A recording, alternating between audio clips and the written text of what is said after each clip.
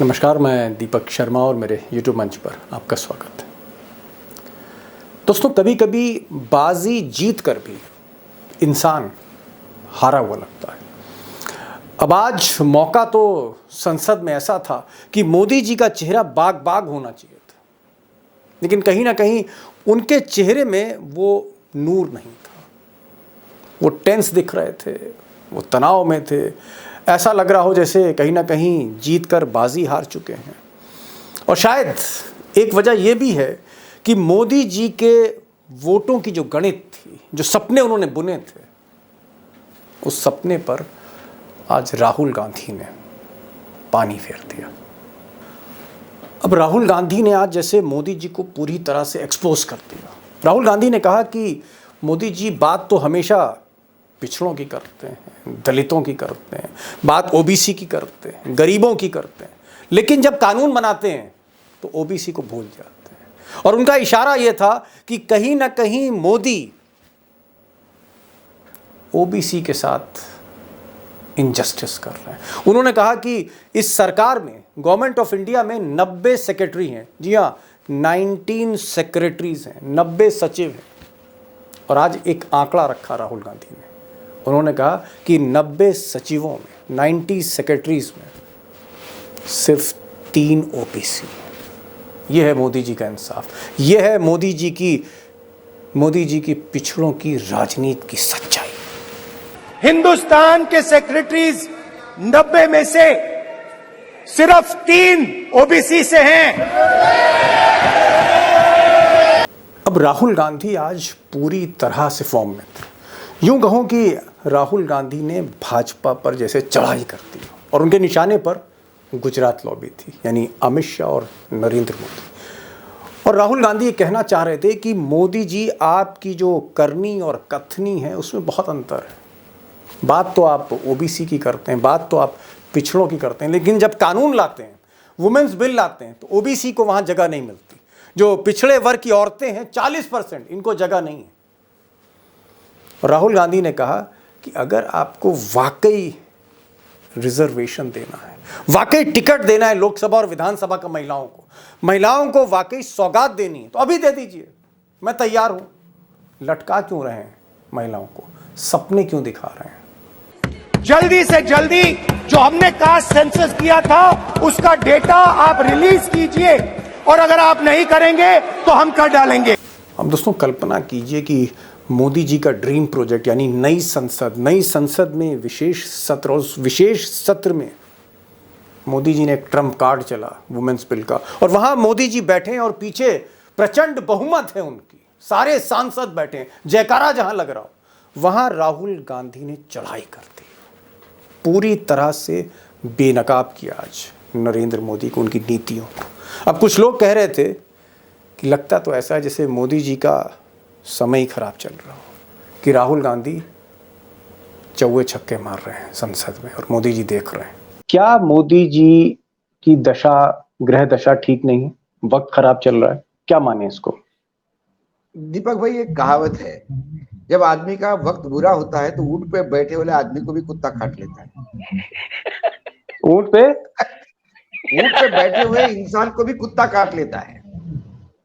अच्छा। मतलब ऊंट पे आदमी इतने ऊंचाई पे बैठा है, लेकिन नीचे से कुत्ता उसको काट ही लेता है जब उसका वक्त खराब है तो। और वाकई अभी मोदी जी ऊंट पे बैठे हैं। दोस्तों, टाइगर को भी आप सुनेंगे और प्रोफेसर रविकांत को भी सुनेंगे, और हम इस सवाल को आज डाइसेक्ट करेंगे कि क्या राहुल गांधी ने इस गेम को पलट दिया है? राहुल गांधी ने मोदी जी का जो दांव है, या यूं कहें कि जो मोदी जी ने तीर चला उसकी दिशा बदल दी राहुल गांधी ने, और ये तीर उल्टा लग सकता है भाजपा को। इस पर तो हम बात करेंगे, और क्या इसका इम्पैक्ट होगा 2024 में, उस पर भी बात करेंगे। लेकिन ये जो ओबीसी की आज बात करी राहुल गांधी ने, ये इम्पॉर्टेंट क्यों है? ये एक ऐसी दुखती रग है भाजपा की जिस पर आज राहुल गांधी की उंगली थी। वो दुखती रग दबाते चले गए। ये ओबीसी का खेल क्या है, ओबीसी की गणित क्या है? और अगर आप ये ग्राफिक्स देखेंगे, मैं उत्तर प्रदेश के एग्जाम्पल से समझाने की कोशिश कर रहा हूँ, चंद सेकंड लूँगा आपके। अगर उत्तर प्रदेश का आप खेल देखें तो उत्तर प्रदेश में 2014 और 2019 बीजेपी की जो अचानक जीत थी, ये जो प्रचंड जीत मिली, बरसों बरस बाद उत्तर प्रदेश में मायावती और अखिलेश को जो किनारे करके जो जीत का रास्ता तय किया मोदी और शाह ने, वो रास्ता ओबीसी की होके गुजरता है, वो रास्ता ओबीसी वोट बैंक से होके गुजरता है। जी हाँ, पिछड़ा अति पिछड़ा वर्ग। और अगर आप ये ग्राफिक्स देखें, उत्तर प्रदेश में 20% के लगभग मुस्लिम हैं, 20 से 21% दलित हैं, 18 से 19% सवर्ण हैं और 40% प्लस 40% से ज़्यादा ओबीसी हैं, पिछड़ा और अति पिछड़ा है।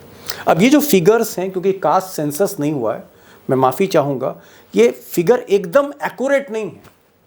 ये वही फिगर है जो हमको पॉलिटिकल पार्टी या अखबारों से मिलते हैं। 5 प्लस माइनस हो सकता है, यानी 5% ज़्यादा हो सकते हैं, 5% कम हो सकते हैं, इसका आप ख्याल रखिएगा। लेकिन एक मोटा मोटी ये फिगर है। तो सबसे बड़ा जो चंक है वोटर्स का, दैट इज ऑफ ओबीसी, पिछड़ा अति पिछड़ा। और इसी पिछड़ा और अति पिछड़ा को अपने साथ लेके, तमाम जाति के नेताओं को साथ लेके, केशव प्रसाद मौर्य और तमाम इस तरह के पिछड़ा जो नेता हैं उनको आगे बढ़ाकर मोदी जी ने खेल किया था। ये नए तरह का हिंदुत्व था उनका उत्तर प्रदेश में। और इसी ओबीसी जो एक पिलर है, जो स्तंभ है भाजपा की जीत का, उसी खंबे पर राहुल गांधी ने आज बहुत बड़ा हमला कर दिया। ये जो लिस्ट है, ये ओबीसी समाज का अपमान है। 90 लोग हिंदुस्तान के सेक्रेटरी हैं, उनमें से 3 लोग ओबीसी समाज के हैं। अब दोस्तों, ये तो मैंने बात उत्तर प्रदेश की उत्तर प्रदेश की आपको एक मिसाल दी, तस्वीर दिखाने की कोशिश करी कि इसका क्या इम्पैक्ट होगा। लेकिन यही स्थिति कमोबेश बिहार, झारखंड में, मध्य प्रदेश में भी है। हिंदी पट्टी के और भी राज्यों में इसी तरह की सोशल इंजीनियरिंग, जातीय समीकरण है, जहां बीजेपी की नाव डगमगा रही और पलट भी सकती है। क्या होने जा रहा है 2024 में, और ये जो दांव उल्टा पड़ा है मोदी जी का, इसका असर क्या होगा? मैं ज़्यादा समय नहीं लूँगा, चलते हैं सीधे अशोक वानखेड़े टाइगर के पास और प्रोफेसर रविकांत जी के पास। रविकांत जी लखनऊ में हैं, टाइगर दिल्ली में। टाइगर, पहला सवाल आपसे मेरा ये है कि बिल तो पास हो गया, एक तरह से मोदी जी ये भी कहेंगे कि उनकी जीत हो गई और गोदी मीडिया भी कहेगी, लेकिन अगर पर्दे के पीछे ये लड़ाई देखें तो ओबीसी को लेकर जिस तरह से मोदी जी पर आज हमले हुए कि बीजेपी ने ओबीसी की उपेक्षा करी, और दूसरी चीज कि ये बिल बहुत ही दूर की कौड़ी है। ये बिल इस सत्र में, इस सरकार के टेन्योर में, ये बिल जो है एग्जीक्यूट होने में 10 साल लगेंगे। कुल मिलाकर क्या मोदी खुद उलझ गए अपने बिल में, अपने विधेयक में? देखिए दीपक भाई, हमने कल भी कहा, ये forward trading of political promises है।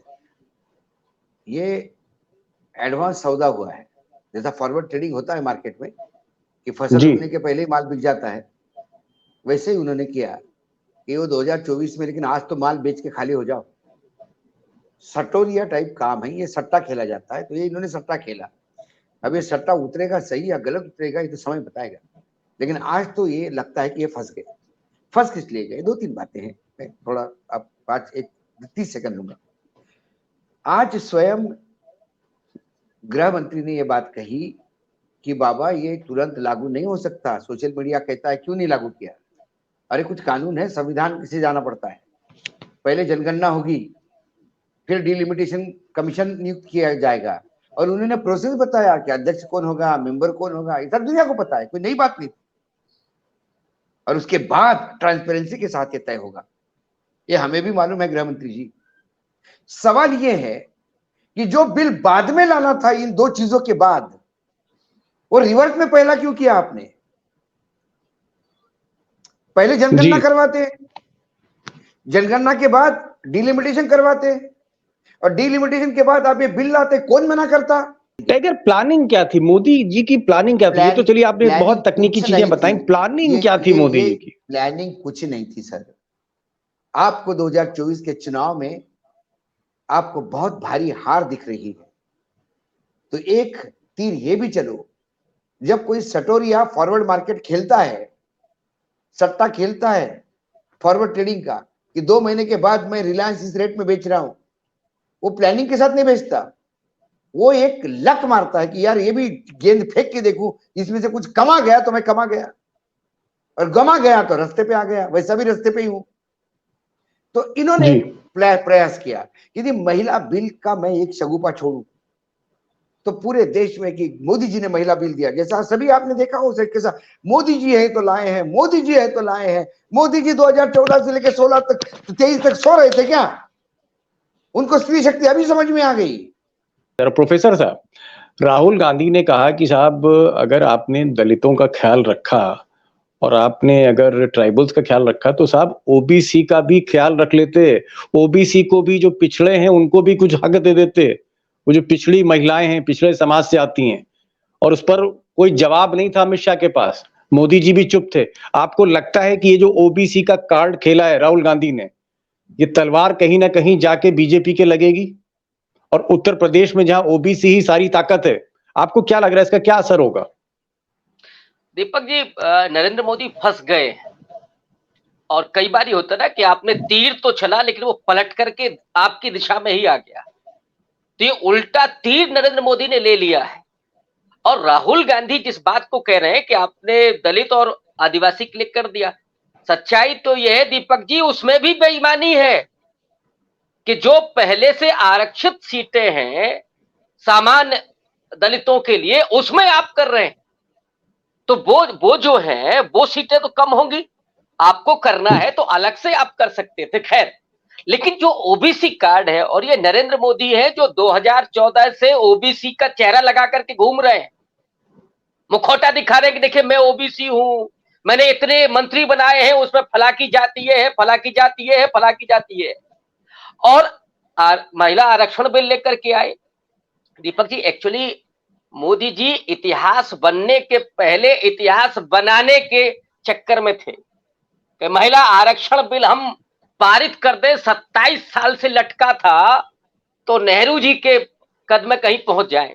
मुझे लगता है कि शाम को जब वो आईने के सामने खड़े होते होंगे तो नेहरू का चेहरा बार बार उनको परेशान करता है कि कैसे वो उस कद के बराबर पहुंचे जो नेहरू ने हिंदू कोड बिल से लेकर के और नागरिकों को अधिकार, मताधिकार, ये सारा संविधान, ये सब जी, तो कैसे नरेंद्र मोदी उनकी संगति, उनके बराबरी कैसे कर सके? इसीलिए वो खेल कर रहे हैं। लेकिन राहुल गांधी ने उनको फंसा दिया कि आपने ओबीसी की इंसल्ट की है, अपमान किया है, और आदिवासी राष्ट्रपति जो हैं उनको भी नहीं बुलाया नई पार्लियामेंट में, तो आपने आदिवासी का भी अपमान किया है। उन्होंने कहा कि जितने भी इंस्टीट्यूशन हैं वहां कितना रिप्रेजेंटेशन है। दीपक जी, रिप्रेजेंटेशन शब्द का इस्तेमाल किया है राहुल गांधी ने। उन्होंने कहा कि 90 सेक्रेटरी में 3 ओबीसी हैं सिर्फ। केवल 3 ओबीसी, सरकार यही चलाते हैं। और जब उसमें ओबीसी का रिप्रेजेंटेशन नहीं है, दलितों का रिप्रेजेंटेशन नहीं है, यूपी में नुकसान होगा डॉक्टर साहब, क्योंकि यूपी में तो बीजेपी की सारी इमारत ही ओबीसी के पिलर पे खड़ी है। डेफिनेटली, और सिर्फ यूपी की नहीं, आप एमपी देख लीजिए और राज्यों में चले जाइए, हमेशा वही कार्ड उनका चलता है। डॉक्टर साहब, एक चीज मैं चाह रहा था इससे पहले कि मैं टाइगर के पास आऊं, क्योंकि आप एक्सपर्ट हैं और मेरी नजर में उत्तर प्रदेश की सोशल इंजीनियरिंग, उत्तर प्रदेश में पिछड़ा, अति पिछड़ा, दलित के आंकड़े आपको रटे हुए हैं, आपसे बड़ा एक्सपर्ट कोई नहीं।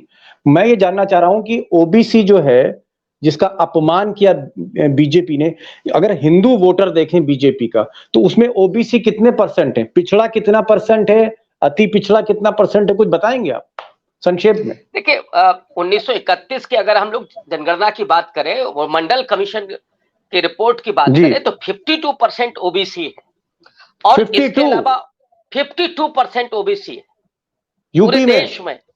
मैं यूपी की बात कर रहा हूं। हिंदू में थोड़ा कम होगा क्योंकि उसमें मुस्लिम आबादी भी जुड़ी हुई यूपी में, वो मंडल कमीशन में। तो 50, अगर हम केवल 50 भी मान लें, और उसमें अगर आप उत्तर प्रदेश को देखें तो तकरीबन 15% अति पिछड़ा है उसमें। और नीतीश कुमार ने कहा कि साहब पिछड़ा और अति पिछड़ा हम दे रहे हैं, तो जिस तरह से पंचायतों में लागू है उसी तरह से यहां भी होना चाहिए।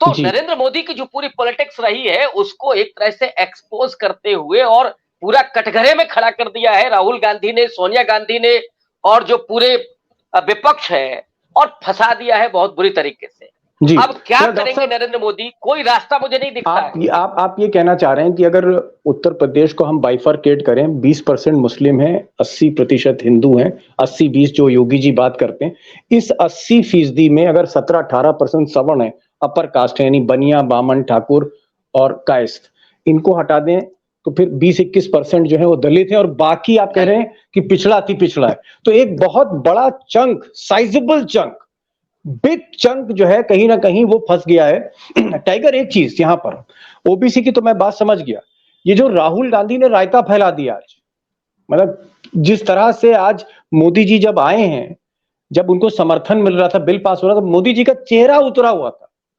मैं ये नहीं कहूंगा कि प्रधानमंत्री के चेहरे पे 12 बजे थे, मैं प्रधानमंत्री का सम्मान करता हूं, ये बात नहीं कहूंगा, चेहरा उतरा था। वो जो नूर है, वो जो गुलाबी गाल दिखते हैं, नूर दिखता है मोदी जी में, वो नूर मुझे आज नहीं दिख रहा था। जैसे लग रहा था कि कहीं खेल हो गया है, खेला हो गया है। पता नहीं, आपको लगता है कि राहुल गांधी अब राजनीति करना सीख गए? राहुल गांधी की टीम रिसर्च करके आती है, राहुल गांधी की टीम रिसर्च करके आती है, तर्कस से तीर निकालती है, और इन तीरों का जवाब चाणक्य भी नहीं दे पा रहे। पता नहीं आपको ये नूर बीच में कहाँ दिखता है। मेरे को तो कर्नाटक के बाद ही नूर खत्म हुआ दिखता है। कर्नाटक के बाद ही मैंने उनके चेहरे पे ना वो चमक दिखी, ना वो उनकी बॉडी लैंग्वेज में भी बहुत। अब कुछ अंधभक्त कहेंगे कि इनको बॉडी लैंग्वेज भी अब देखनी पड़ती है, क्योंकि नेता के बॉडी लैंग्वेज बताता है कि कितना आत्मविश्वास के लबालब भरा हुआ है, आत्मविश्वास शेकी है। वो भी जानते हैं कि मैंने जो बिल लाया, ये बिल बहुत दूर की कौड़ी है, इसका इमीडिएटली आज मैं आम का पौधा लगा रहा हूँ, मुझे लगातार चिल्लाते रहना पड़ेगा जब तक इसका फल नहीं आता कि अरे ये आम है, आपके लिए लाया हूँ, आपके लिए लाया हूँ। लोग इसमें कई सवाल उठाएंगे। प्रश्न ये है दीपक भाई, उनके पास और क्या बचता है? पहले सदन में लोग ईमानदार, मतलब सदन में रैलियों जैसी बात नहीं होती थी। चुनावी भाषण में तो आदमी इधर उधर बोल देता है, सदन में लोग बहुत कॉशियस होकर और आंकड़ों के साथ बहुत संबद्ध का साथ बात करते हैं। आज हमारे गृह मंत्री जी ने बहुत बड़ा स्टेटमेंट दिया कि 80 करोड़ लोगों को मोदी जी ने घर दिया, शौचालय दिया, पानी दिया, बिजली दी और अनाज दिया। अब उनको 33% उनमें जो महिलाएं हैं उनको हम अधिकार देते हैं। क्या वाकई 80 करोड़ घर, आप आंकड़े, सरकार के आंकड़े देखेंगे तो क्या 80 करोड़ लोगों को घर मिल गया? बिजली का कनेक्शन देने का मायना बिजली है कि बिजली आनी भी चाहिए 24 घंटे। क्या बिजली की क्राइसिस नहीं है? क्या पानी की क्राइसिस नहीं है? आधा हिंदुस्तान के डैम्स की रिपोर्ट आई है कि आने वाले समय में गर्मी में हमारे यहाँ अकाल पड़ेगा, पानी पीने का अवेलेबल नहीं रहेगा। क्या कभी अपनी सूचनाएं चेक भी करते हैं गृह मंत्री? या 24 घंटे चुनावी मोड में और सदन के पटल को भी चुनावी मोड समझते हैं? आज एक सवाल उनको है हमारी तरफ से। ओबीसी का नाम लेने पे तो आपने दनादन ओबीसी के आंकड़े फेंके कि मेरे कितने विधायक, कितने सांसद। अरे महिलाओं को 33% आप देना चाहते हैं, आपके पार्लियामेंट्री बोर्ड में कितनी महिलाएं हैं? आपके नेशनल एग्जीक्यूटिव में कितनी महिलाएं हैं? और आप के विधायक और सांसदों में कितनी महिलाएं परसेंटेज है? जरा वो भी बताएं। मजा आता कि बीजेपी कहती कि भाई पिछले 10 साल से हम 33% हमारे यहां दे रहे हैं, टिकट हम 33% को दे रहे हैं। अरे महिलाओं का सम्मान करने के लिए विधायक क्यों चाहिए आपको? क्यों बिल चाहिए भाई? ये बिल की जरूरत है क्या? बिना बिल आए राजनीतिक दल यदि 33% अपनी टिकट महिलाओं को दे तो मैं मानूं महिलाओं के प्रति आदर है जी। बीजेपी ने क्यों नहीं अभी तक 33% महिलाएं उतारी? बिल का इंतजार किस लिए? जी। राजनीतिक दल को स्त्री या पुरुष को टिकट देने के लिए कोई कानून नहीं है, वो अपने हिसाब से टिकट दे सकती है। वो तो किन्नर को भी टिकट दे सकती है, किन्नर भी चुनाव लड़ते हैं हमारे यहाँ, तृतीय पंथी। या तो महिला और पुरुष का सवाल है। 33% को देते हैं, कितने 33% को दें? टाइगर, आज मेरी एक नेता से टाइगर बात हो रही थी, और मैं उनका नाम और उनकी आइडेंटिटी नहीं बता सकता। आप यूं मान लीजिए कि इंपॉर्टेंट नेता थे बीजेपी के। उनका ये कहना था और जाहिर तौर पे ऑफ द रिकॉर्ड ही उन्होंने डरते डरते कहा, उन्होंने कहा भाई मोदी जी का हम लोग अब मोदी जी से डरने लगे अंदर ही अंदर कि पता नहीं कब क्या शगुफा नया ले आए। बोले क्या जरूरत थी ऐसे बिल को लाने की और इतना हाइप क्रिएट करने की, विशेष सत्र करने की, जब आप उसका लाभ 15 साल बाद दोगे। बोला ये बूमरैंग हो जाएगा, ये तीर उल्टा पड़ सकता है। फिर उन्होंने नोटबंदी की बात करी, बोले नोटबंदी से हमें बड़ा नुकसान हुआ, ये तो सर्जिकल स्ट्राइक वाला जो उनका तीर था वो क्लिक कर गया। तो क्या तो वाकई 2019 लोग में ही अब पटिया डरने उड़ाता लगे? है। क्या लोग पार्टी के भीतर, सरकार के भीतर, कैबिनेट के भीतर अब मोदी जी के फैसलों से डरते हैं कि पता नहीं ये यकीनन। कब क्या घोषणा कर दें, डर इसलिए लगते आत्ममुग्धता में हैं, कुछ भी कर सकते हैं। डर इसलिए कर रहे हैं क्योंकि जो सांसद अपने कॉन्स्टिट्यूंसी में जाता है उन्हें लोगों का क्रोध और रोष का सामना करना पड़ता है। उसके बाद जवाब नहीं होते। जब उसके बाद जवाब नहीं होते तो हर चीज मोदी करेंगे ऐसा नहीं कर सकते। एक महाराष्ट्र के सांसद को उसके कार्यकर्ता ने पूछा, वो ऑडियो क्लिप वीडियो मार्केट में आया था, उसने पूछा कि भाई ये शरद पवार, अजित पवार को क्यों ले आए पार्टी में, क्या क्या गरज थी, आप बताइए जरा। ऐसे भ्रष्टाचारी लोगों के खिलाफ हम कैसे चुनाव में रहेंगे, क्या लोगों को बताएंगे, मतदाताओं को। उसके बाद शब्द नहीं थे। वो कहता था, उसके जो आंसर था उसको, अरे भाई वो सब भूल जाओ, मोदी जी आ रहे हैं, मोदी जी साथ में रहेंगे तो सब वोट दे देंगे। आंसर नहीं है। महंगाई का आंसर नहीं, बेरोजगारी का आंसर नहीं, इंफ्रास्ट्रक्चर का आंसर नहीं, स्कूल टपकती छत, बच्चे स्कूल नहीं जा पा रहे, उसका आंसर नहीं। लॉ एंड ऑर्डर में इतनी बुरी स्थिति है, दलितों के ऊपर इतने होने वाले अन्याय, किसी के पास कोई जवाब नहीं है। प्रोफेसर साहब, ये जो टाइगर ने बताया कि ये किस तरह से ये दांव उल्टा पड़ने जा रहा है, आपको लगता है कि इंडिया अलायंस में जैसे नीतीश कुमार हैं, पिछड़ों की राजनीति होती है, बिहार में तेजस्वी हैं इस वक्त, आज राहुल गांधी ने भी वही कार्ड खेला है, फिर अखिलेश यादव वही कार्ड खेलेंगे, मायावती ने भी जो है कहीं ना कहीं ओबीसी और इन सब पे सवाल उठाया। आपको लगता है कि उत्तर प्रदेश में इंडिया अलायंस के नेता अब बीजेपी के ओबीसी वोटर को कहीं ना कहीं उकसाएंगे? मैं बहुत स्ट्रेट क्वेश्चन कर रहा हूं। क्या आपको लगता है कि बीजेपी के लिए अब डिफेंड करना मुश्किल होगा? क्योंकि सवाल तो ये किया जाएगा कि भाई ओबीसी को तरजीह क्यों नहीं दी, ओबीसी का अपमान किया है, ओबीसी महिलाओं का अपमान है। देखिए दीपक जी, नरेंद्र मोदी और बीजेपी पूरा भटकाने के मूड में थी कि बुनियादी मुद्दों पर चर्चा ना हो, इसलिए सनातन को लेकर के वो आए थे। और इंडिया अलायंस की पूरी स्ट्रेटजी ये है कि हम सामाजिक न्याय के सवाल पर, इस एजेंडे पर आगे चलें, और ये मौका दे दिया है नरेंद्र मोदी ने। इसलिए मैंने कहा कि उल्टा तीर आकर के लगा है मोदी जी को। जो सोशल जस्टिस की पॉलिटिक्स है उसको सीधा मौका मिला है कि ओबीसी का इसमें क्यों नहीं आपने शामिल किया है। और उत्तर प्रदेश तो वो जमीन है मान्यवर कांशीराम की, बिहार वो जमीन है कर्पूरी ठाकुर की। इन जमीनों पर आप कैसे सामना करेंगे जहां ओबीसी, अति पिछड़ा, अत्यंत पिछड़ा, इन जातियों के भीतर राजनीति बेहद तीव्र है, उनकी राजनीतिक चेतना बहुत मजबूत है। ये गुजरात नहीं है कि जहां पे कांग्रेस वर्सेस केवल बीजेपी रहती है।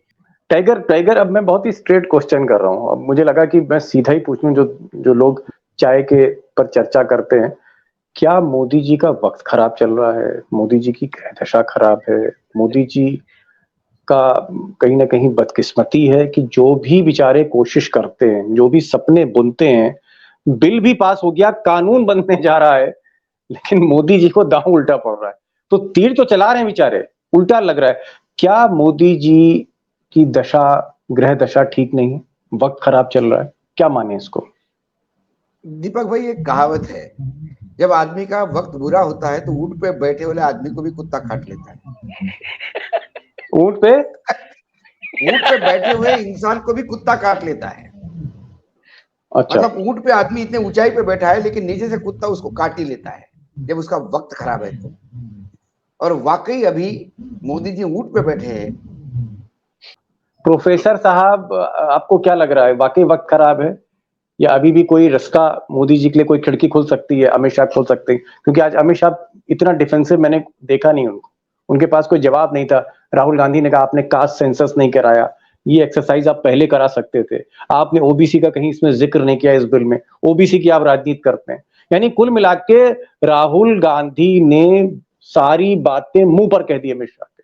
उनके पास कुछ था नहीं तो वो सरस्वती और दुर्गा और लक्ष्मी ये सब नाम लेने लगे वो। तो आपको क्या लगता है कि ये कार्ड फेल होगा और तर्कश में तीर खत्म हो गए हैं मोदी जी के? Last question. हाँ, ये नया तीर वो लेकर के आए थे, लेकिन ये भी दिशा बदल दी इसने, तो अब कुछ बचा नहीं है। और इसलिए मैंने कहा ना कि मोदी जी जान रहे हैं कि वो इतिहास बन रहे हैं, इसलिए इतिहास वो बनाने के मूड में। अमित शाह कितना डिफेंड करेंगे? Tiger, last comment. महिलाओं के लिए ये जो बिल पास हो रहा था, मैं देख रहा था कि बहुत ही ठाठ से 3 सीट पीछे, मोदी जी के कुछ सीट पीछे ब्रिज भूषण शरण सिंह बड़े ठाठ से बैठे हुए उस बिल को पास कर रहे थे। ये बिल ब्रिजभूषण के हाथों पास हो रहा है। Last minute. ब्रिजभूषण का एजुकेशन क्वालिफिकेशन तो मुझे पता नहीं, वो महिला रिजर्वेशन को कहीं महिला आकर्षण बिल समझ के वोट नहीं कर दे। सवाल ये है, महिला लिए महिला रिजर्वेशन नहीं, महिला आकर्षण है।